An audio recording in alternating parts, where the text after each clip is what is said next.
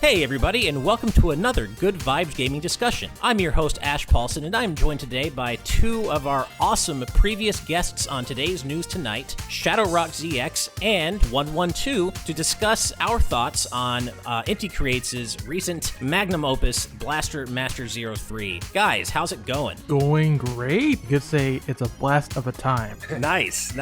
I'm doing all right. Awesome. Thank you both so much for joining me for this. I know, we're all big Inti Creates fans. We're all, of course, big retro action platformer fans. And so when I was playing Blaster Master 03 and wanting to do a discussion about it, I thought of you two immediately. I'm like, who else am I going to talk to? I know Derek is a big Blaster Master fan as well. He's played 01 and 02, but he's been busy with other stuff. He hasn't had a chance to play 03 yet. So I figured I'd get all of us together to talk about this super cool game. So yeah, thank you all. Thank you both so much for being here. Well, hopefully I can do it justice, considering I've been doing nothing but Blaster Master content for the last month or so. Nice. Well, then I'm sure you will. I guess before we get too specifically into Blaster Master 03, I want to kind of get a feel for both of your history with not only Blaster Master 0, but the Blaster Master series in general. And I know that for me, to kind of get it started off, I saw Blaster Master 0 as just kind of a really nice surprise to come out during the Switch's launch window. But I've always known about Blaster Master, and I briefly played it as a kid on NES, but I never really got into the series. So for me, my entry into the series ostensibly was the original Blaster Master 0. But what about you guys? Let's start with you. What was your entry point into Blaster Master? I started with the NES original as well. My uncle had an NES growing up, so I played on that, and one of his games was Blaster Master. I never really played past the first area, mind you. The game gets pretty hard at times, but I was at least familiar with it when Blaster Master 0 was eventually announced in 2017. I'm like, oh, that's cool. Blaster Master remake by Inti Creates, no less, because as big Mega Man fans here, we know Inti Creates. We love them, so I was really hyped for it. Of course. OneOneTwo, what about you? So my first Blaster Master experience was also the original, so I guess that's something we all share. I believe the first time I played it was one of the Virtual Console re-releases. I forget if it was the 3DS or the Wii U, but regardless, I immediately enjoyed the juxtaposition of both side-scrolling action platforming along with a more top-down action style.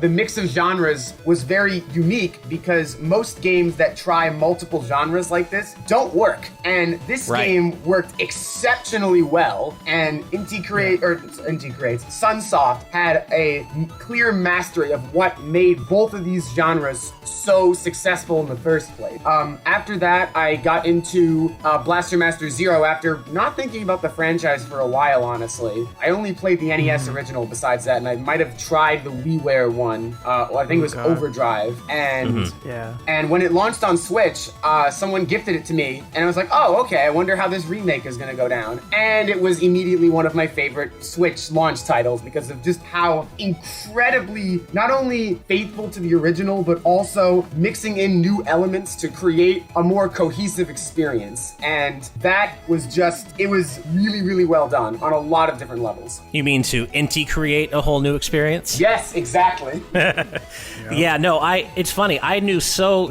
I did, of course, barely play the original Blaster Master growing up, but I played it so little that going into Blaster Master 01, I didn't even know there were two different perspectives. The only thing I knew of Blaster Master going in was the side perspective when you're playing in the Sophia tank. I didn't even know there was an overhead perspective where you play as the pilot. And so when I first played 01, I was like, oh, this is really interesting. I didn't expect this. I'm not quite sure how to feel. But then, of course, once I got into, I kind of settled in and I realized that the game was about kind of switching back and forth between those two perspectives. I was like, oh, this is really cool. This soundtrack is awesome. I love these visuals. This is exactly the kind of game I want to play on my Switch at launch. This is great. And it kind of just, from there, I just kept playing and I didn't even know how into the story I was going to get. I was like, I didn't really have any frame of reference for the Blaster Master universe, the narrative. I wasn't really sure what to expect, but by the end, I had come to care for these characters, Jason and Eve, and I'm like, oh, this is cool. And then I didn't really consider the possibility of a sequel. I didn't think it wouldn't happen, but then it was just a really nice surprise when Blaster Master 02 was announced. I'm like, oh, awesome, we get to continue the story. And kind of in the end, it kind of became this series I never knew I wanted or needed, but then has ended up being one of the big, I don't want to say linchpins of the Switch for me, but it's ended up being kind of like the unexpected gift that has continued to give ever since the Switch's launch. It's now 2021. The first one came out in 2017 with the Switch. The second one I think came out, 2019? 2019, correct. Yeah, 2019. And then now here we are in 2021, and it's just been a really nice gift that has kept on giving. And of course, we now have all finished Blaster Master Zero 3, and as Inti has kind of signaled, this is meant to be a trilogy, so this is kind of the end of the trilogy. But as we know, of course, as well, certain things happen that signal that there might be more games coming in a new story, like a new story arc. But we'll get there. And of course, for those of you who are wanting to avoid spoilers, I'm going to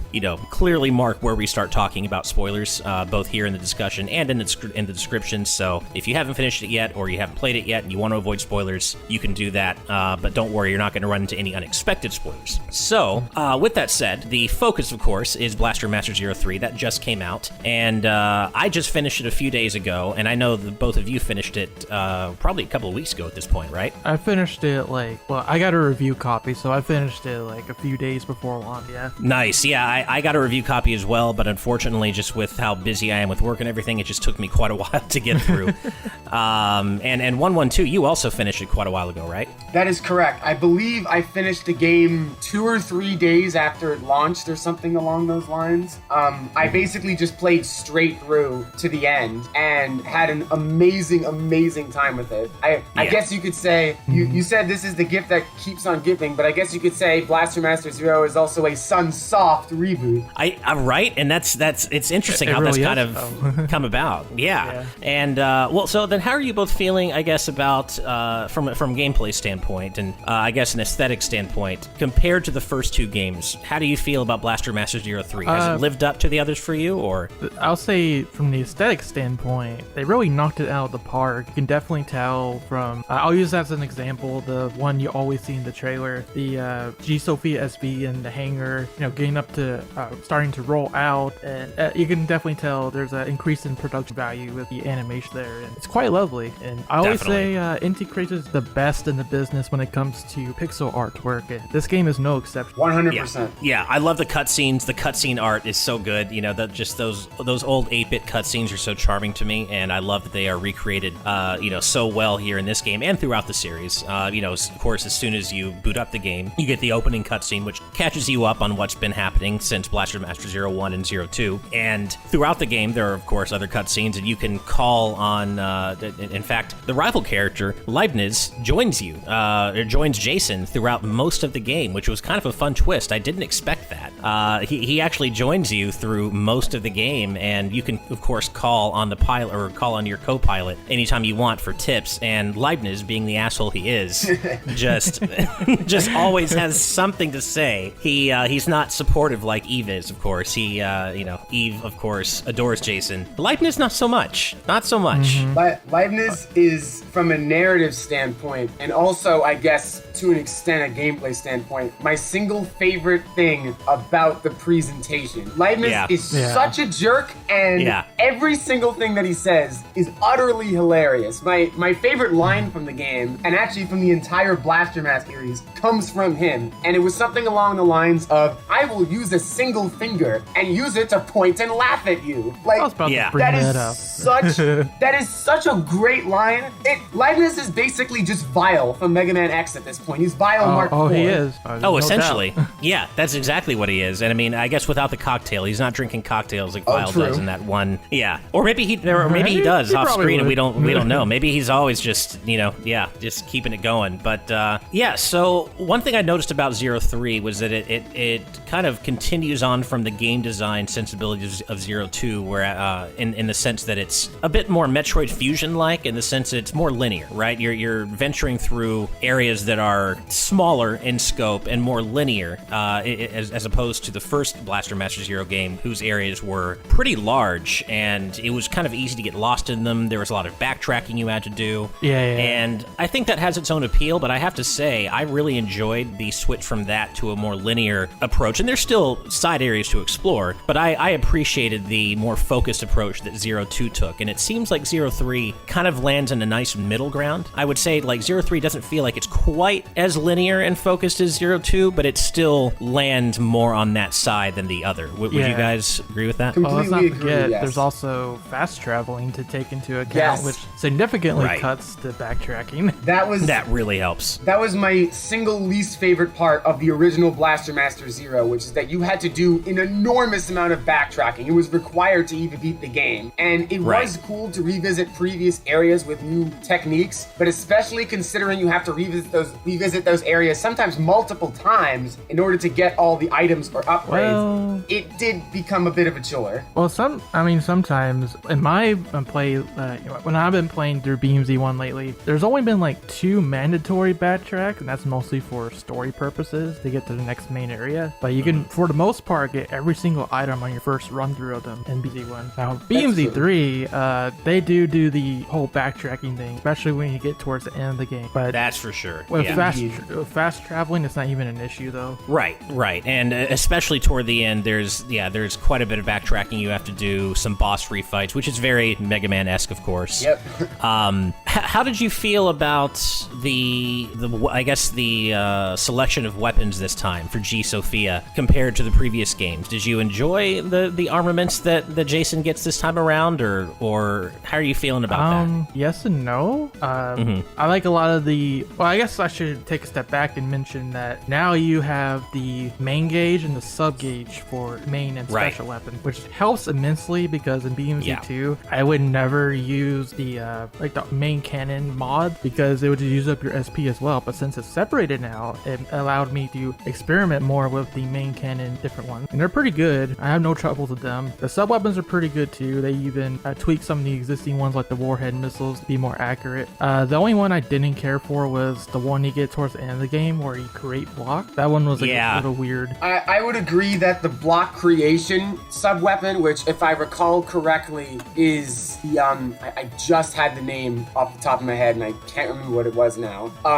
I'll think of it in a second, but yes, I agree. That was probably the worst sub-weapon in the game for the reason that it doesn't really get expanded upon because you get it so late in the adventure. You use it a grand total of what? Maybe less than 5 times? Yeah, and something like that. They didn't get to elaborate on why this sub-weapon would be very useful, which is a huge shame because it's a great concept. It just didn't work well with how they executed. Yep. Yeah, I agree with that. It felt kind of like a weird late game addition that just kind of served a very specific purpose in terms of getting you through the areas where it's introduced, and then it's kind of dropped after that.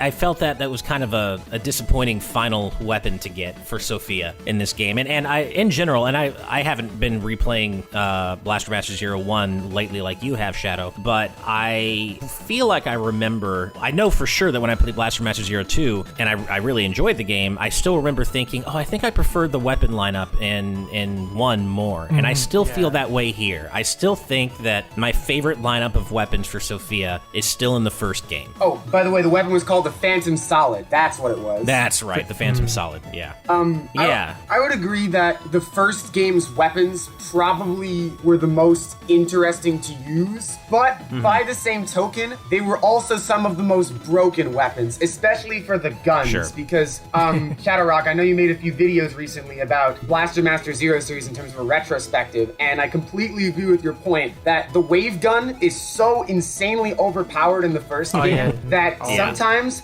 or most of the time, you wouldn't want to use the other weapons at all because of how powerful the wave gun is. Right. Definitely agree with that. Yeah, especially for the on-foot parts. I do love how Blaster Master Zero 3 rebalances the weapons to make it so that you don't just want to rely on on the wave gun. Even when you're at your maximum gun level, there are reasons to use the other weapons throughout the game, really. And you don't just rely on the wave gun, whereas, yeah, in 0-1, I do remember very clearly that the wave gun was easily the best in the game when you're playing as Jason. And when you're playing as Sophia, it's a little bit different, but I think in terms of Sophia's weapon, 0-1 still has my favorite lineup, and I wish I could combine 0-1's weapon lineup for Sophia with the streamlined SP system in this game, because I agree with you guys. The streamlined SP system that divides your powers into main SP and sub SP, and you can they refill at the same time by picking up SP power-ups, but they deplete individually depending on what you're doing, and I think that is such a smart way to streamline the gameplay in this game. It made it so that you felt less vulnerable at all times, and you always it made it so that you always had a way to get out of a sticky situation, whereas sometimes in 0-2 especially, there were points where I was just like, well, there's not really much I can do. Guess I'll just die and go back to the checkpoint because I'm not going to refill in time. Yeah, exactly. Yeah, they introduced the whole thing where if you run out of SP, you can still fire your main cannon and vice versa. 0-2, like OneOneTwo said, well, if you used up all your SP, you're pretty much just useless. Yeah, now, of course, woe betide you if you run out of both main and sub SP at the same time, because, I had that happen a couple of times in my playthrough, and I don't know exactly what it does, but I think it just makes you take a lot of damage, and I died instantly when that happened to me a couple of times, and I just happened to take a hit, and I'm like, whoa, how'd I die? And I realized I had run out of both main and sub SP, and I was like, oh, so that's what that does. That did happen to me once in 0-3. It was during one of the bosses where I was attempting to use both a sub weapon and I was hovering a lot. I think it was the block boss. And as you said, it's not entirely an instant death, but it might as well be because of how much damage you take. Right. Here's a little tip for you, though. I won't say which boss, but there is a boss that is actually weak to your little pea shooter when you lose all of your SP and main cannon. Really? Yeah. I didn't know that. I think I know which boss you're talking about, but I won't spoil it as well. I don't want to spoil it though.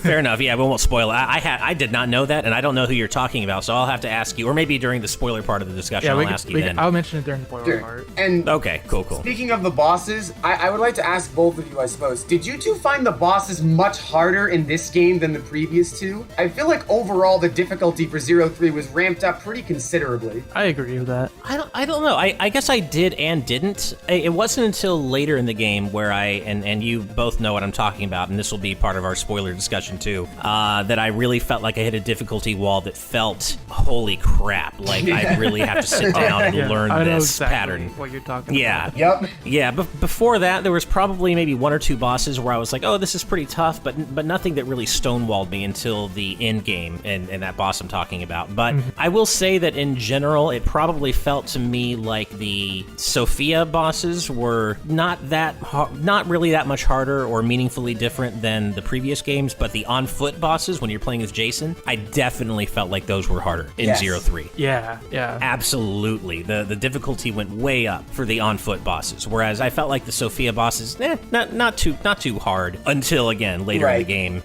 Yeah. That one boss with the two slugs was really difficult. Yeah, it was. And also the twin salamanders, that was tough. Yeah, that was really hard. And I definitely died a few times trying to figure that out. And one thing I realized that makes it a lot easier, and this is my fault that I kept forgetting to use it, were the counter moves. I am so bad about remembering to use the counter moves sometimes during boss fights. That's crucial. And it really, you can beat them without countering, but it's really a lot easier if you do counter. And once I remembered to use my counter techniques, I was like, oh, okay, this is a lot more manageable. But even with the bosses, though, the on-foot bosses, I like that you weren't incentivized, or I should say that you were incentivized to not just use the wave gun. There were reasons to use the other weapons against the bosses. And the wave gun's really good, of course, but there are some, like I found, like the twin salamanders, I found that the whip did the most damage against them. Of course, that leaves you super vulnerable, and it's hard to use, but just using the wave gun, at least for me, didn't do enough damage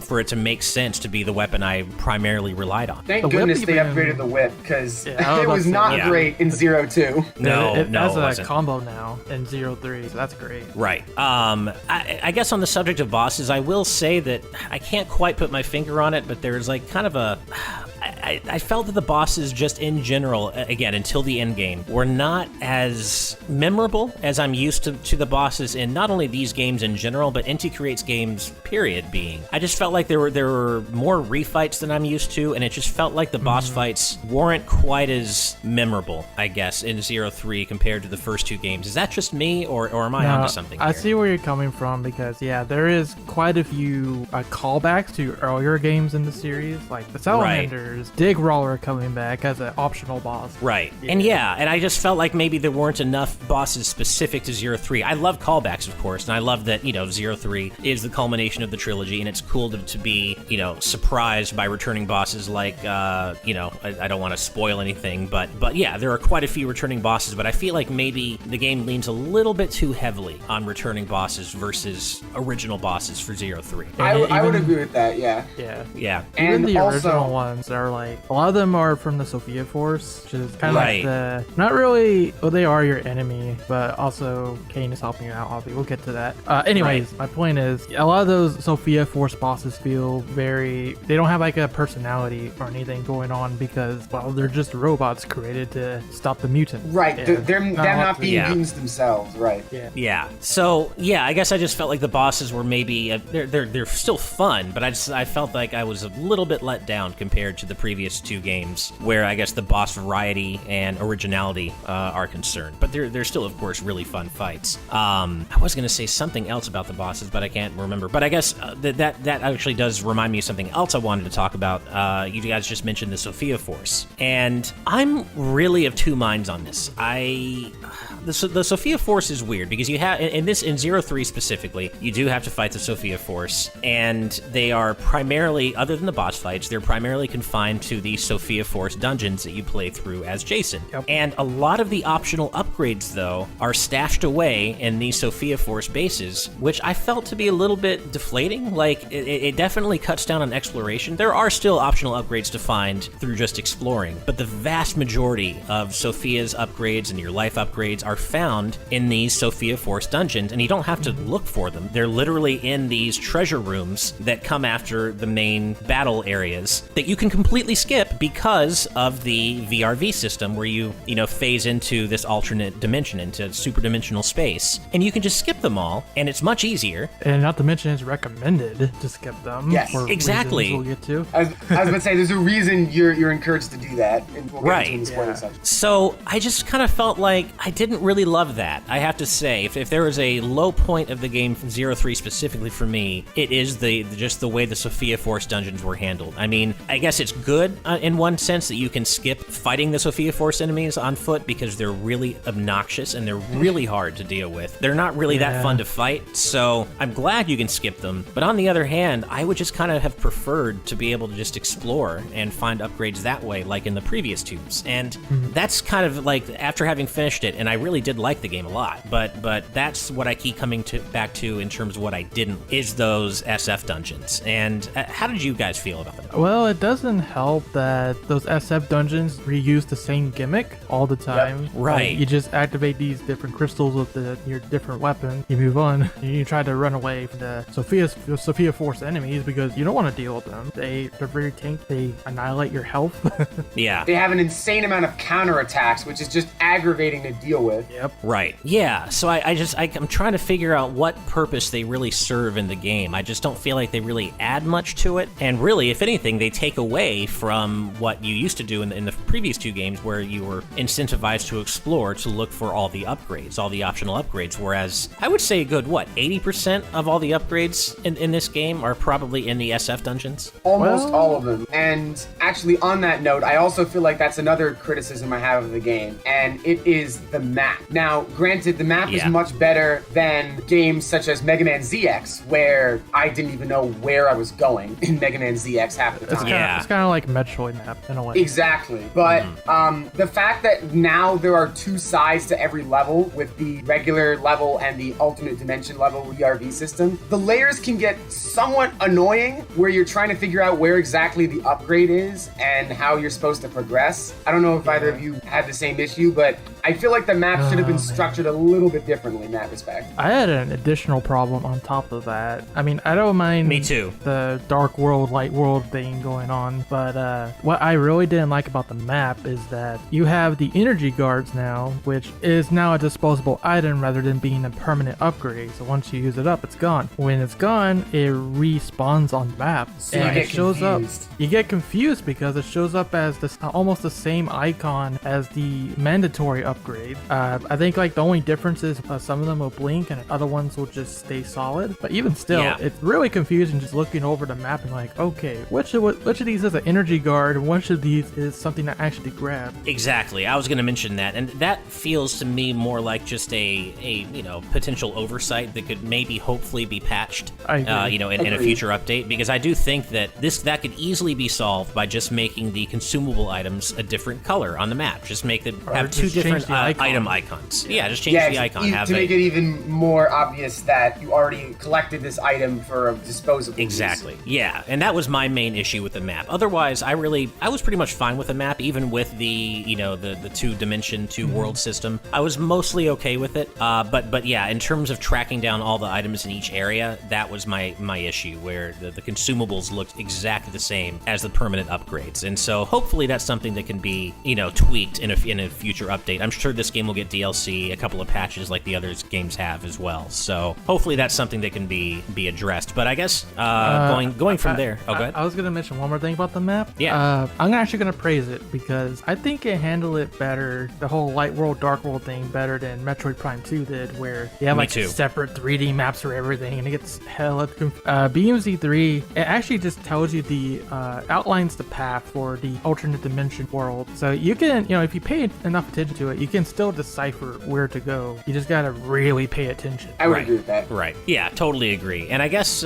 we haven't talked too much about the VRV system yet, but yes, essentially one of the things that sets apart 03 from the other two games is that there is a light world, dark world mechanic where you can phase in and out between these two dimensions. And I liked it. I mean, it's certainly an idea that has been done to death in other games. It's not as though it's some crazy new thing that has never been seen before, but I thought 03 did a fine job of implementing that. I liked, some of the areas where progress is blocked, so you have to phase into, the other world to progress and phase back and forth. And there was some clever level design anchored around that. And yeah, I thought it was pretty much perfectly handled. What about you? Do you have any particular thoughts on that? For like the super dimensional space? Yeah. Yeah, I really like that they took what was in the main level and flipped it on its head. Like, oh, you have these platforms that would disappear when you step on them? Well, now they come back. Or how about Gravity Man stage from Mega Man 5? Literally flipping it on its head in this case.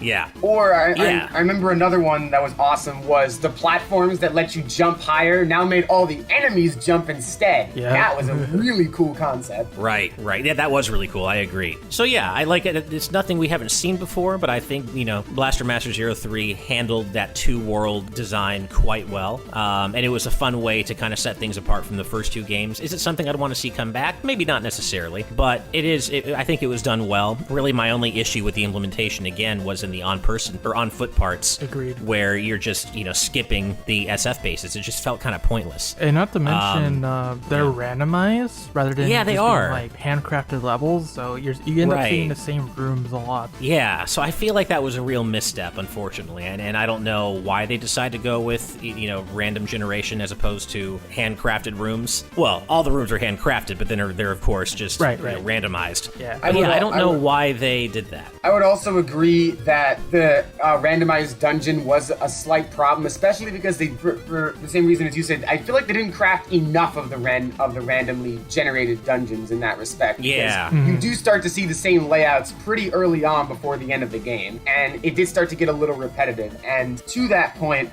and granted, I love the soundtrack in this game. It's amazing. Yeah. I don't like that they repeated the same song for every dungeon. That was a little bit of a sticky point. That was such a bummer. I agree. Like, all the Sophia Force dungeons use the same one. It's like, come on. It's a good song. It's just, it didn't need to be repeated from beginning to end. I think the only one that changes is like Nora. That's it. Pretty much. Right.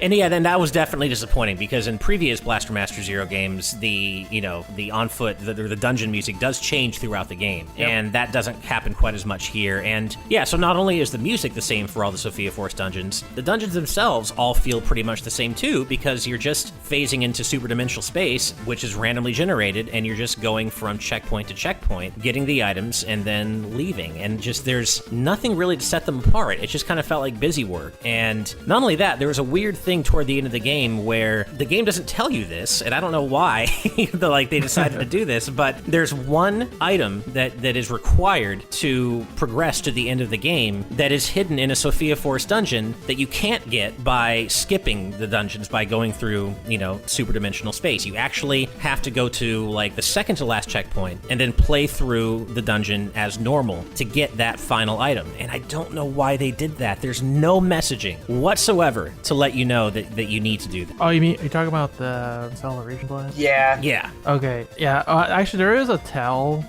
Is there? Before you enter the dungeon, there's if you're familiar with Cain, his emblem is the same as the Sophia Force emblem, which is like a dragon or something. Right. But like that emblem's actually on the top of the door before you go in. Yeah. Oh, I did notice that, but I didn't connect that to having to play through the dungeon normally to get the Excel Blast. Yeah, well, it's a tell because there's no other dungeon quite like that intro. So it tells you Fair it enough. has to be special some way. Sure. Okay. I guess I did notice that, but I didn't make that connection, I guess. I just didn't. Yeah. It took me like 3 or so tries to figure out, oh wait, I can't go into VRV space because now I'm going to miss this. And that was annoying.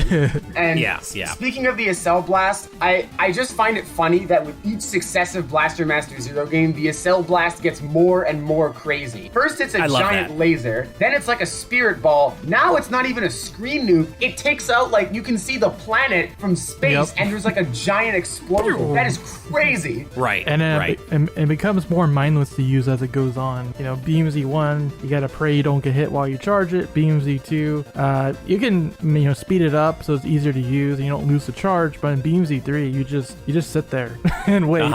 Pretty much. Yeah, pretty much. You guys brought up the music earlier, and I did want to talk about that a bit before we move on to the story spoiler part of the discussion. All of these games have great music. Obviously, that's not surprising. 03 is no exception. I really enjoyed pretty much all the soundtrack, though I did feel like maybe there was a little bit less variety than there was in previous games, especially 02. I think 02 still might have my favorite music in the series, but man, 03 has a banging soundtrack, and one of my favorite moments of the whole game, maybe my favorite moment of the game, other than some of the stuff that happens at the end, is when you make it through the first area, the Sophia Force base, and Cain lets you go, and you start going to the Sophia Metropolis. The way you get that animation where Sophia powers up and starts charging out of the door, and the Sophia Metropolis music starts. Yep. And it the way the music coincides with you gaining control of Jason in the second area of the game, and it's like, okay, the game's like, it's really things are getting real now. Yeah, it's really starting now. And there's kind of like this, not only is the song itself a banger, but there's like this kind of wistfulness to it that it's like, okay, we're one more go around with Jason and Sophia, and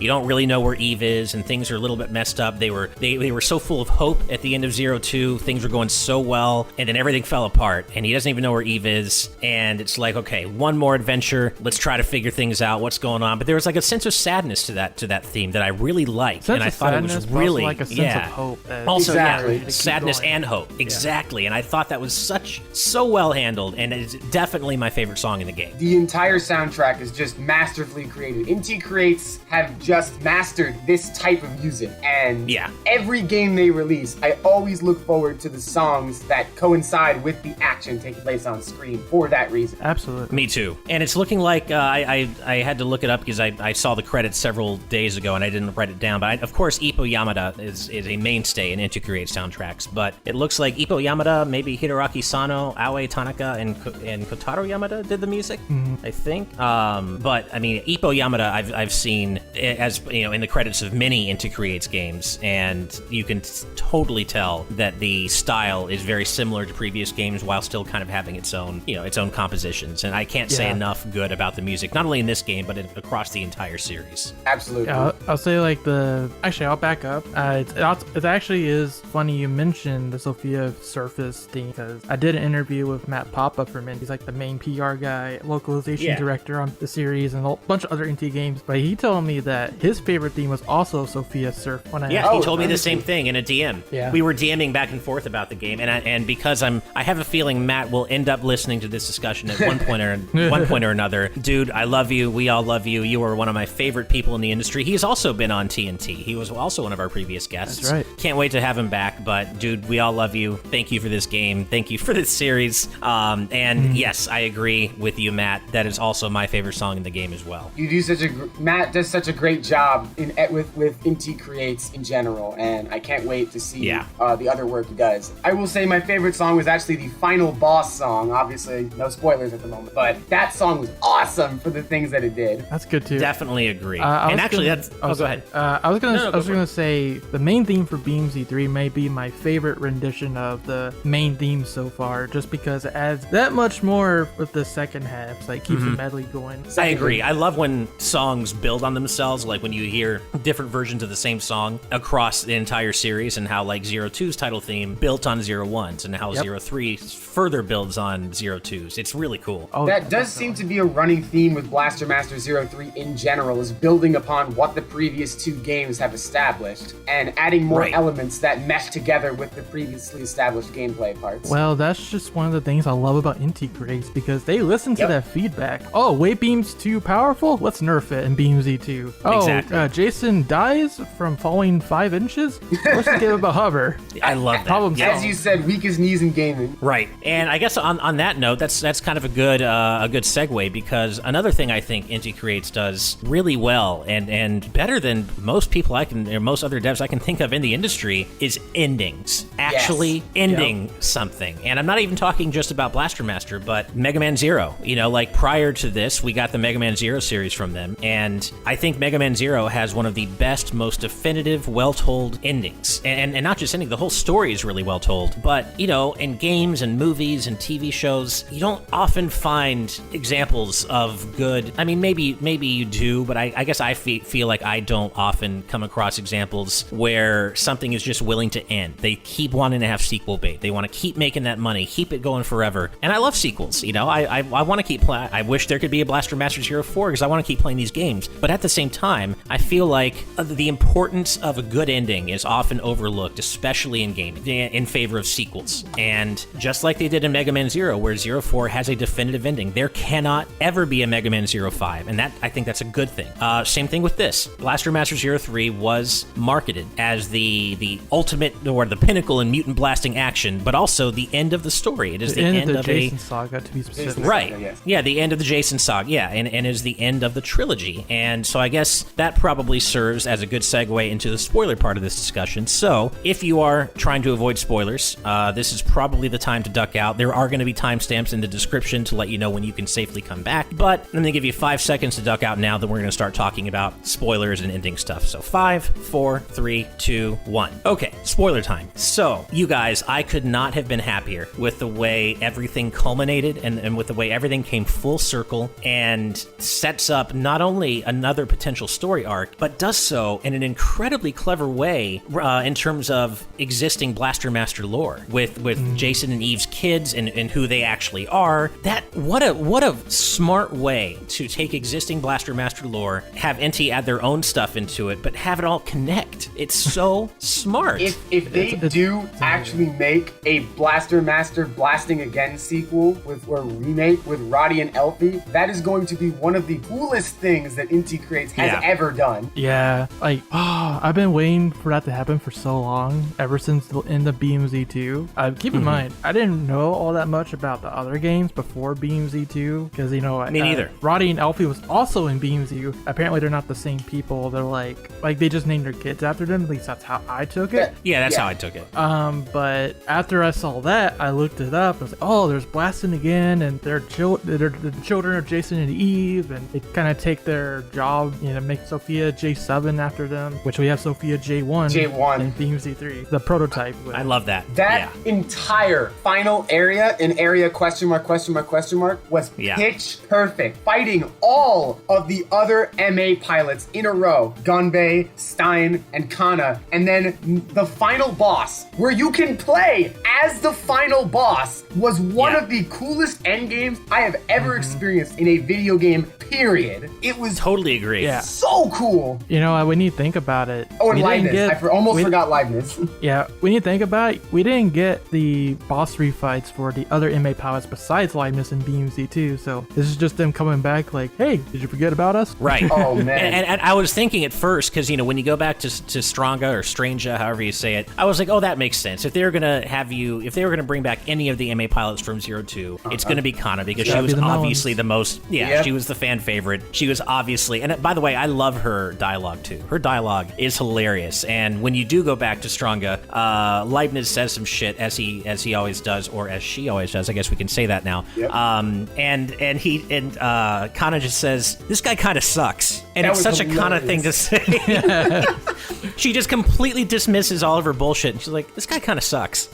Just desserts, I believe, is the appropriate term. Exactly. And but I kind of thought that she was the only MA pilot who was going to be brought back just because of, you know, fan service, and maybe 03 didn't have a place for the others in the story. Boy, was I wrong. And in hindsight, I remember telling you guys in our DMs, I'm like, I almost feel like I'm a little deflated by this final area, because I feel like I went straight from the quote-unquote good ending to I have no context for where I am, when I am, why did Jason lose all of his upgrades, why is he acting, he's talking as though he's not quite the same Jason I've known throughout these 3 games. What's going on here? Yeah. And you guys were like, just wait. It's not, I mean, you came to a logical conclusion, all things considered, because G Sophia SV just got totaled right before the final boss encounter. So yeah, like, it kind of would make sense that maybe he borrowed Kane's and May to follow Eve into the dimension, but no. It's Kane. and just the way he was talking to all the MA pilots, it like you could believe that it was Jason, but something felt off, and obviously I was onto something. Yeah, that's what's brilliant about it, is because it's like they put some hints there. Like if you pay attention, you can tell it's like Kane's blaster rifle, it's Kane's gear. He has like some like subtle design difference, so you can kind of tell it's him. At the same time, they just leave it ambiguous enough to where you can't exactly tell what's going on. Yeah, I didn't pick up on those little design changes at all, and I just kept wondering, like, did something, you know, I had been picking up on the hints throughout the story that, you know, overuse of the VRV system was causing something to happen to Jason. You know, the whole helmet thing, his voice sounded weird. I'm like, oh, is Jason like losing himself? Did something go, like, something's off here? But I didn't pick up on the fact that it wasn't actually Jason. And part of the reason for that is because of the incredibly smart writing, where it's, you know, all the other MA pilots interact with Kane in such a way that, like, the dialogue is written in such a way that there's no real tell. There's no reason to assume that you're not playing as Jason, because the way they talk to him, they could still be talking to Jason. But then you start to wonder, like, what are they trying to protect from Jason? Like, why are they standing in Jason's way if he's looking for Eve? What are they trying to protect? Like, what's going on here? And even when you fight Leibniz and you beat her, the thing she says after you win, she's like, "Ugh, Jason!" And you can read that, and you're meant to read that as though she's angry she lost, and she can't. I think there's a little bit in there too where, like, Leibniz is like, "Well, it is you after all," and and that is meant to, at least the way I read that was just her paying respect to their rivalry. And Kane it is even you says, after all, Jason. And Kane even says, "Doesn't look like we can get along after all," which is kind of like, you know, Jason and Leibniz never got along, so you think that was Jason talking. No. Nope. Exactly. So the way the dialogue is written, it's just so clever, because it's just enough to make you think something's off and make you really confused, but not enough to make you realize, that you're not playing as Jason. I would also like to shout out the fact that you went through all of the previous Blaster Master areas in reverse order, where you went to Area 8 and then you started going back to the previous areas, ending at Area 1. That was so where it cool. all started. Like, that was so cool. There in Kane's MA, just like the OG Blaster Master, and just kind of taking, like, dang, we're back where we started. Yeah, especially in hindsight, after you realize that you are playing as Kane, that makes it even more special. Because for me, I'm just like, oh, it's cool. This is like a slideshow of the history of, you know, Blaster Master Zero, and look at these memories, these old areas. This is really cool. But then when you look back on it with the added context of playing as Kane, it's like, whoa, that's actually awesome. That's a nostalgia trip.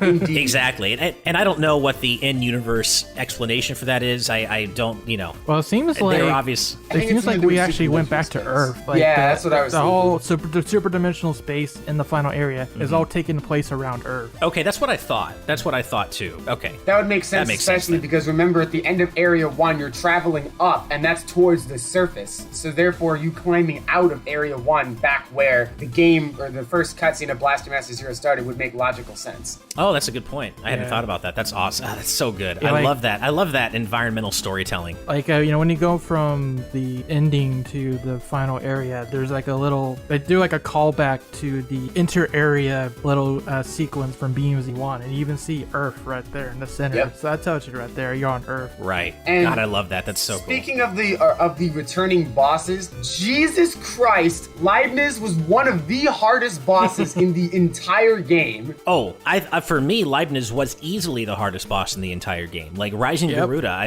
in our DMs, I was like, you guys, what the fuck is this difficulty spike? This is like unlike anything else in the game. But what's really funny about it, and that's indicative of how good at this Inti Creates is in terms of designing bosses and patterns, as unbelievably hard as Rising Garuda seems at first, when you sit down and really learn its patterns and you realize that it really only has 4 attacks, and when you find the tells for them, suddenly it's still a tough fight, but it becomes so much more manageable. Exactly. And it's just amazing how it can go from seemingly impossible to, or almost impossible to, oh, this actually isn't that hard at all when you know what to look for. What I love about these final fights is how much it expects you to use every aspect of Kane's May. Like, there's some Yep. boss fights where you have to use the fact that Kane can stay on the wall infinitely to dodge attacks, or they're weak to some of the different special weapons. Like in Leibniz's case, Right. you have to use the homing missiles. That's the Ironic.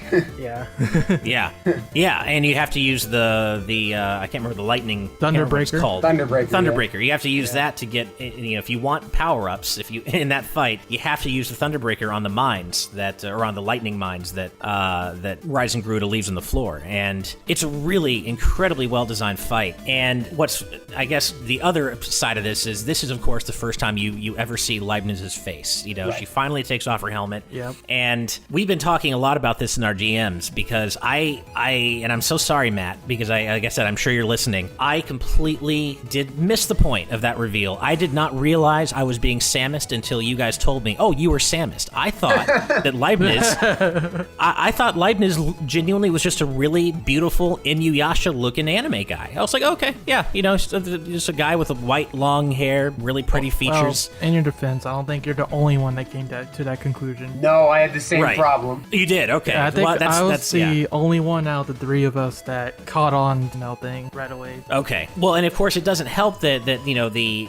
dialogue that happens after that reveal still uses the he pronoun. So, and I guess Yeah. the explanation for that is that there's really no way that either Jason or Kane Right. would know. But it certainly doesn't help the messaging on the player's end of things. And so I just did not catch on to that until I beat the game and kind of did some reading, talked to you guys, and was like, oh, I was Samus. That's really cool. I didn't realize. The other issue was in the original version of the game, there was a glitch where that cutscene wouldn't even play, and that was very disappointing. Really? I actually came across that. I don't know if it was even in 1.1 because I can't even tell, but since I was playing it before launch, I was playing 1.1 before the 1.4. I'm sorry, I was playing 1.0 before 1.1 came out. It gets confusing, but yeah, I thought that extra bit of the cutscene was part of the update, but I don't know anymore. Either way, yeah. All I was saw told was it a glitch. mugshot my first time through. Oh, interesting. I don't love that, remember if though. it was in 1.1, but I believe it still was, unfortunately. And that did kind of suck, because when someone told me, oh, how did you miss the giant screen where Leibniz took off Right? her helmet? And I'm like, I what found- screen? Oh, there's a cutscene that didn't play. I found that That's out so on funny. stream though. Like I was streaming Oh, no. on launch day. And I'm like, wait, this is new. Where'd this come from? What a great moment. Like, I love that you finally get to see what Leibniz looks like, and what the whole thing, it's so anime, right? The whole thing is, I can't believe I was given this job of all people. I failed to protect that which was most dear to me, and yet I still am given a chance at redemption. And you see, of course, Lucia, like her memory of Lucia looking back with the anime smile and fading away, and I'm like, this is so anime, this is great. Like, if you just left it at that would have been great. But then, like, either with the update or once the bug is fixed, it goes on. It's like, dang, whoa, what? Yeah.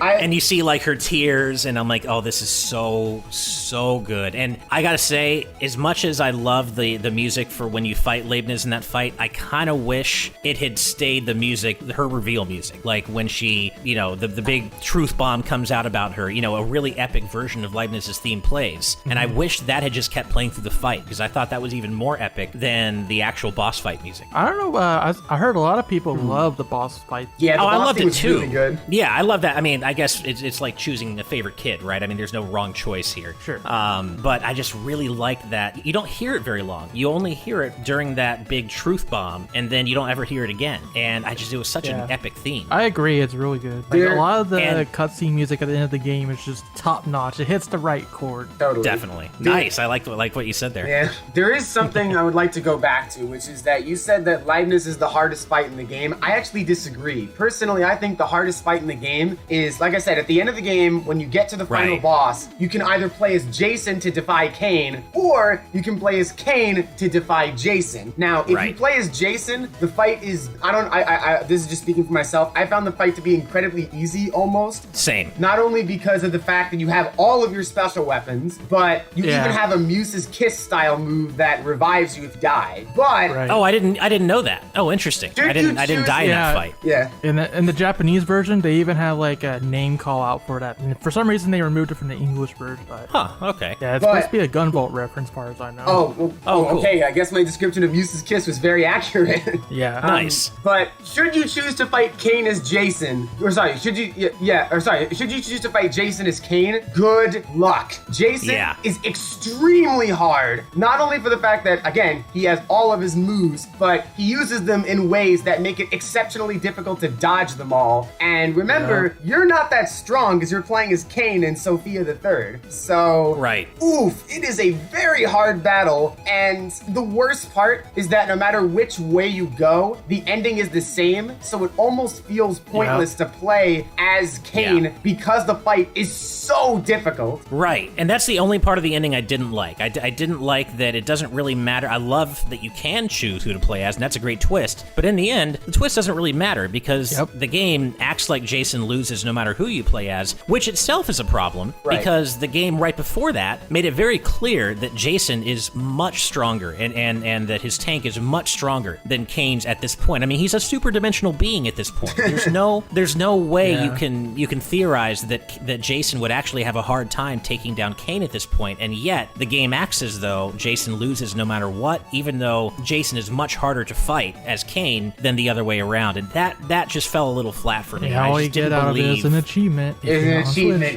Right, and I didn't believe that Jason would ever, in terms of both their respective power levels at that point, but also the stakes. Jason had a lot more to protect and a lot more to be worried about than Cain did. I guess Cain, he kind of did. I mean, Cain was looking at it as protecting his home planet and protecting, his own family. I can't even blame Cain that much because Eve kind of promised that she wouldn't interfere with normal space anymore. And she no more dimensional portals. Then all of a sudden, one appears out of nowhere. Cain comes in like, what the heck, guys? Thought we had a deal. Right. Which is valid. Yeah. It is. I still, though, I couldn't possibly bring myself to pick anyone other than Jason. Just for me, the way I saw both of their plights, I was like, oh, I'm totally on Team Jason here. Like, I get that Cain is doing his job, but Jason was protecting his family. He was protecting Eve, their kids, and he even said, yeah, I know Eve technically broke her promise. She opened a rift in into regular space, but she has control over the mutants. She's not trying to attack anyone. Come on, she's your daughter. You know me. I'm not trying to hurt Earth. Cain was just a little bit too hardline. No, I'm gonna do my job and screw whatever you're trying to do for me. The the very stern, stubborn father. Yeah, Exactly. and I was just like, dude, just take a step back for a second. Think about what they're saying. You know Jason, you know Eve. They're not going to try to destroy Sophia or the galaxy, but he just is like, no, I'm going to do my job. And I'm like, well, then I'm going to play as Jason and blow you up, man. Because And literally in this case, especially if you use the final Cell Blast, good lord. oh, that's true. I didn't do that, but I probably should have. But yeah, so when I first got to that point, it took me a second to even realize there was a choice. I'm like, wait, why does it keep switching between the two tanks? What's going on here? And then I realized, oh, you can choose who you want to. Oh, that's really cool. And I picked Jason. I was like, no, screw Kane. I'm pissed off at this guy. Admittedly, I thought that if I chose Jason, there would be another bad ending, so I chose Kane first, and I regret that decision. Feels bad. Yeah, and I do agree, by the way, in terms of every fight in the game, I agree that even above Rising Garuda, playing as Kane against Jason in the final battle is the hardest boss in the game. But in terms of required fights, that one definitely took me the most tries. And I had to, I didn't know how I felt about the energy guard with it being a disposable item now, but when I got to the final area, I understood why they did it the way they did. You need those just to survive in a lot of those. You really do. Kana and Stein can very quickly end your battle if you're not careful, and those energy guards are crucial to victory. Kana was probably the after Rising Garuda, and of course, if you choose to play as Kane in the final battle, I would say Kana was the next hardest fight in the game. Agreed. She had a lot of really fast Kana, attacks. Even in BMC 2, she does not play around. No, she doesn't. Well, and that's all to say that the way this game ends and the way it brings everything full circle and very smartly sets up the potential next story arc is so incredibly smart, and you still get that happy ending. Yeah, they're no longer regular humans, or in Eve's case, a droid, but they do end up together and as super dimensional beings, and that's all I really wanted. I told Matt, I said, look, man, I love you, man. You know I do. But if you give, after 3 games of Jason and Eve, and I want, they're so cute together, if you rip my heart out and one of them dies, or both of them die, and they don't get to be together, I don't know if we can keep being friends. And in our DMs, he's like, if they pulled the Inti Creates tragedy card again. Exactly. They already ripped my heart out with Gunvolt, and I'm just like... The tragedy fetish is too strong. Exactly. And I was just like, as we struck Gunvolts, I was please don't. Right. Not Every series, every Gunvolt game, even like a major character dies. Come on, guys. Right. Oh my lord. A major character dies, and then 04's ending is tragic. Zero and CL never get to be together or have any sort of. I still cry every time. Oh, it's awful. And I was like, I swear, if this happens again with Jason and Eve, they're so cute. I can't deal. And Matt was like, dude, I totally understand. Just finish the game, get the true ending, and then come back and talk to me. And I'm like, okay, will do. And I do love that they not only end up together, they have a family. They were able to have two kids, and they are together as they make their journey home eventually. I do hope we eventually get to see Jason and Eve make it back to Earth and normal space and reunite with their family. I love how Leibniz is basically the parent for them now at this point. Right. I love that. That's some great character development right there. I love how Jason's like, I'm a little concerned because Leibniz is just like, well, if you don't make it back, I'll just tell him you kicked the bucket. No big deal. Well, in the original lore, they actually did die. So yeah, I know. No. Like, they could have easily done that. They could have just killed him off right there. There you go, blasting again. I'm so glad they didn't. I'm so glad that for this version of Jason and Eve, they live and they're together in super dimensional space together. That's all I wanted, was for them to end up together and be okay. And they were, and they are. So thank you, Inti. Thank you, Matt, for not continuing your tragedy fetish with Master Zero.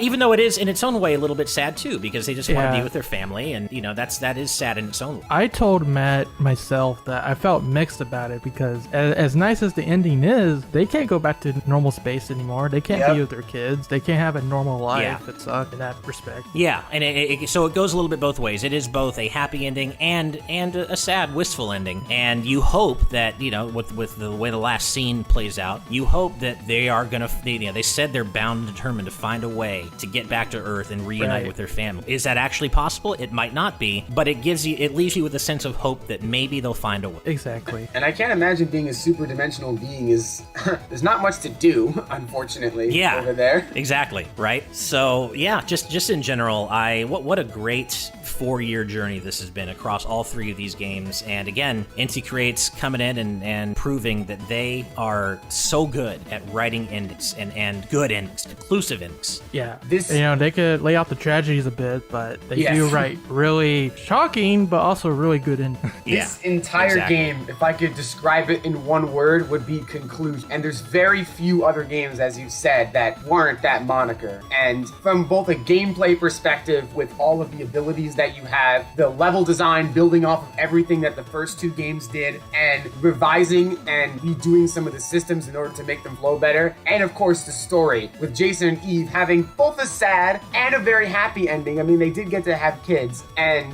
thankfully, Leibniz was able to take them and make sure that they wouldn't be stuck in super dimensional space. Everything felt super conclusive, and it ended on a note that felt satisfying. But there are still a few unsolved mysteries, such as MAO4's pilot. What will happen to Jason and Eve's kids? And there's still more that we can learn from this universe, and that is such a great way to end this game. Completely agree. I feel like we are going to see more Blaster Master games from Inti. I sure hope we do, and I just love that this is both serves as a conclusive ending to the Zero series without feeling like sequel bait for what is likely to come next, and there probably is going to be something next, but I like that it feels both conclusive for this story and leaves things open without feeling like sequel, and I think they really nailed that. They nailed that balance, I think. Going back to MA04, which we never got to see, I saw a really cool theory in my chat a while ago that MA04 could end up being Kaiser, which was the main villain in Blastin again. Wouldn't that be a cool twist? That's true, and I think the lightning beings they reference in the ending that's also something that's part of the original Blaster Master, right? Yeah. Not only that, but a lot of the other MA pilots are also based off of various Sunsoft properties, such as, if I recall correctly, I believe Kana was based off of a character from Trip World. I know Gunbei is just straight up Gunbei from Iki, and Stein was based off of, I want to say it was Euphoria, if I recall correctly, a character from that game, and that would logically make sense. It was some kind of racing game. Oh, man, was it a racing game? Oh, okay. I know Gunbei is definitely from Iki. Yeah, Gunbei is straight up Iki. The whole entire planet is based off of Iki. Same as Strange, just straight up Trip World. Yep. I love that. Yeah. Gunbei even says we're the Iki team. Right. That's true. Right. Also, hats off to Sunsoft for letting Inti kind of play in their world and kind of, add their own version of the lore to everything that's already been established. You don't really see that happen very often. And I love that Inti was just given kind of free reign, seemingly to kind of play around with the lore and respect the original lore while also adding their own stuff to it and bringing it all together. You don't see stuff like this happen very often with classic series. To be fair, we saw the last time Sunsoft tried to revive Blast Master. Overdrive was not good. I'm sorry.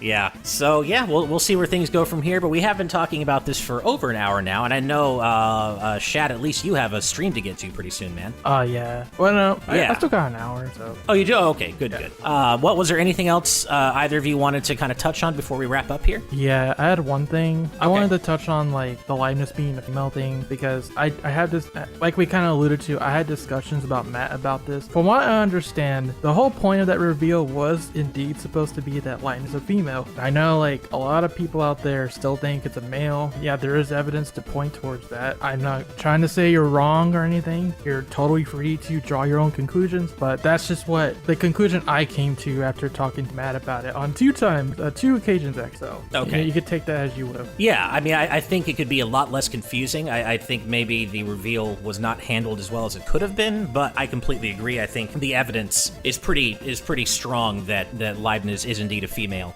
character, and especially with the soundtrack CD artwork that just came out. Yeah, exactly what you were saying. Leibniz and the two kids. Yeah. So which of course in the end doesn't matter if you like Leibniz. Regardless, it's whatever. You can have in your headcanon whatever you want. But certainly, I think the intention is that Leibniz is a woman, and that's a cool reveal. It didn't even occur to me throughout the games or throughout 02 that was the case, and that was looking back on it, now that I know, is a really cool surprise. I just wish it hadn't completely flown over my head the first time. I also wish that cutscene played.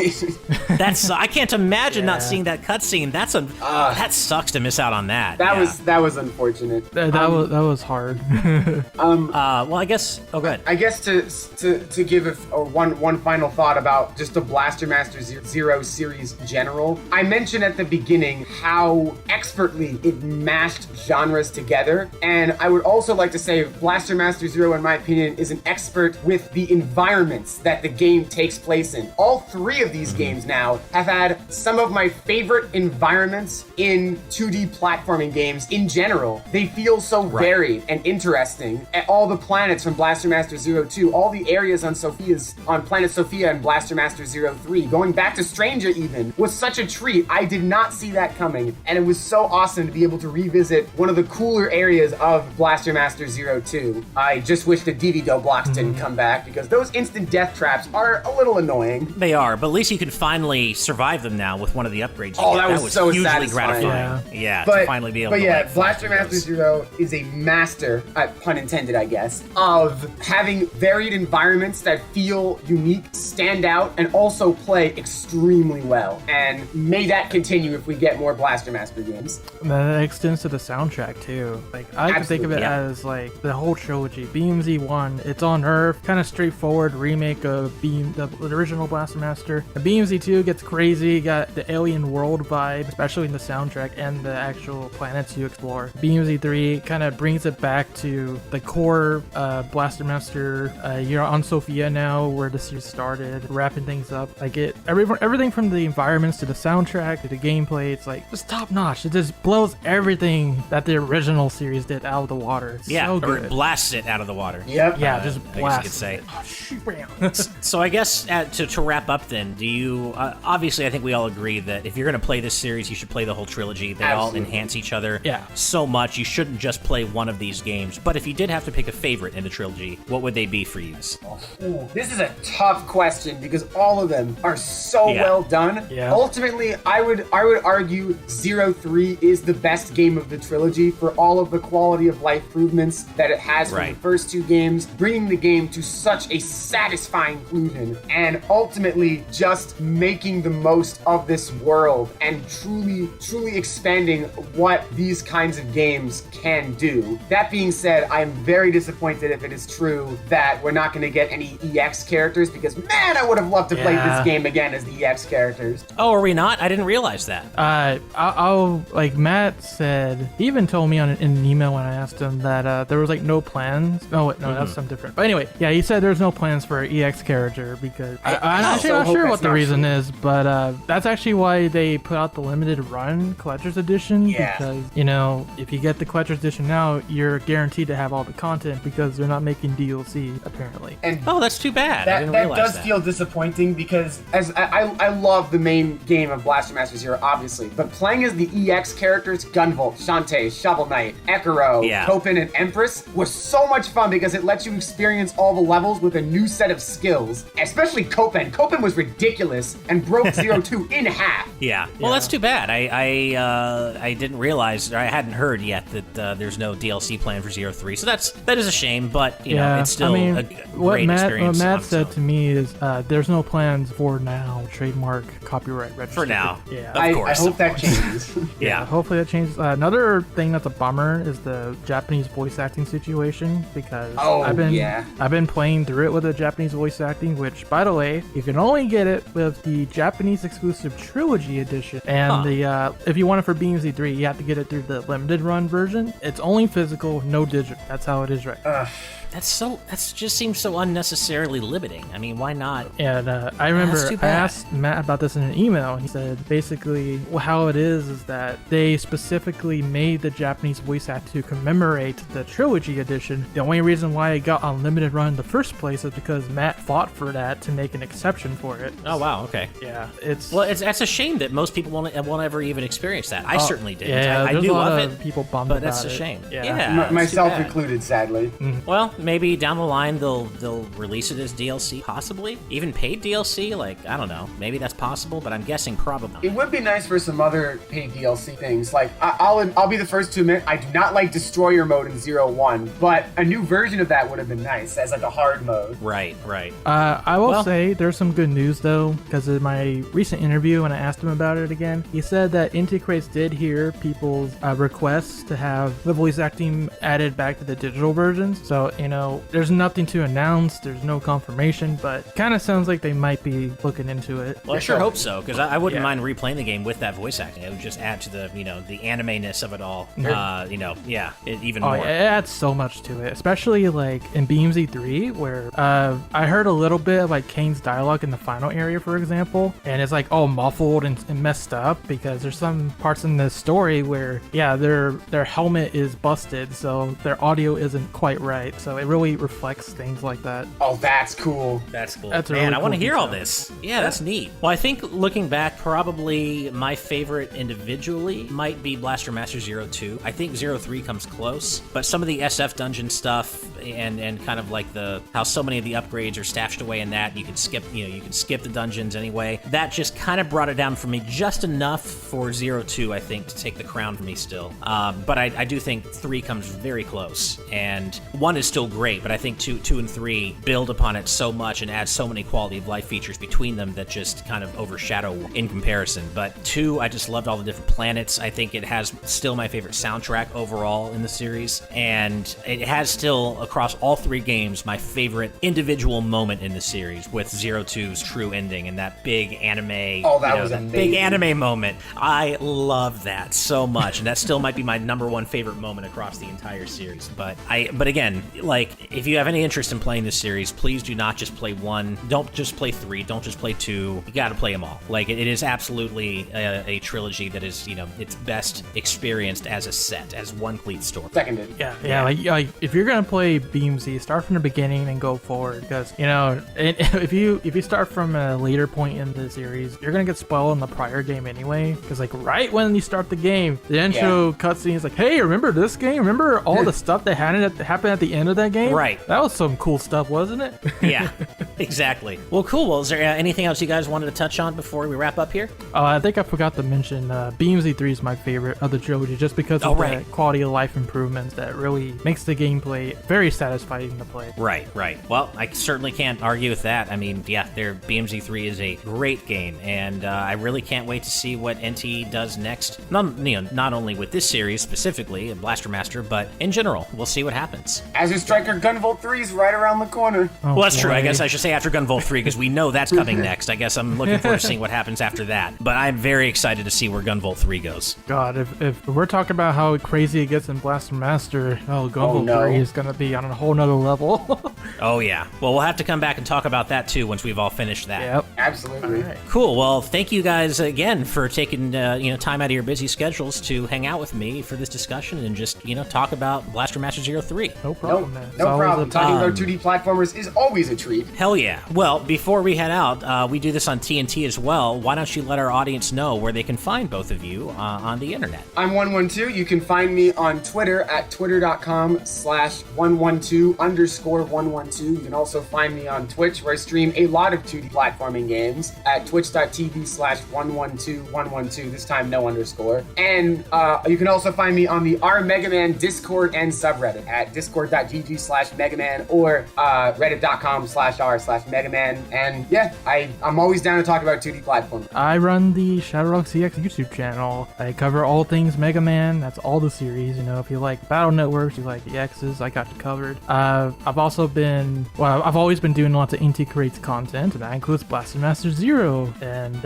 in case you missed it, I did an entire month of Blaster Master content recently, not to mention all the analyses and stuff I did for BMZ3. But, just to give you an example, I did a retrospective/review of BMZ 1 and 2. If you want to learn more about the lore, the history of both of those games, it's a good watch. BMZ Trilogy, I did content for the soundtrack. There's a arranged soundtrack CD that came of it. I did a little video of those. Obviously, the BMZ3 review, and I'm currently covering using the Japanese voice act in the trilogy edition that we were just talking about. And I'm actually about to stream the last part of Beamsy 3 with the voice act tonight. So Nice. Nice. And then you can also find me on Twitter at ShadowRockX. And I have a Discord server too, but it's easier to just go to any of my videos and look in the description for that. Yeah. Cool. Well, for all of you listening, thank you as always so much for watching all of our content, listening to this discussion. As a reminder, we are fully Patreon funded, so if you want to head on over to patreon.com/gvgaming, we do offer a bunch of different tiers that have a bunch of different perks at various price points, and of course, we'd really appreciate it if you could support us on Patreon.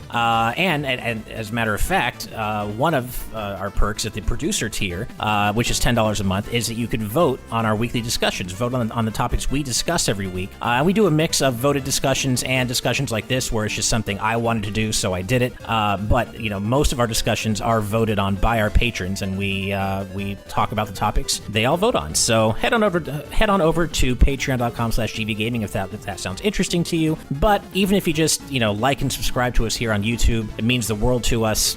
Every little bit truly does help as we seek to grow more and more. But that's it for us today. So we'll see you for the next discussion, and thank you all so much for listening, and we'll see you next time. Bye. Rock on. Fight for everlasting peace. Hell yeah. Let's go, Blaster Master.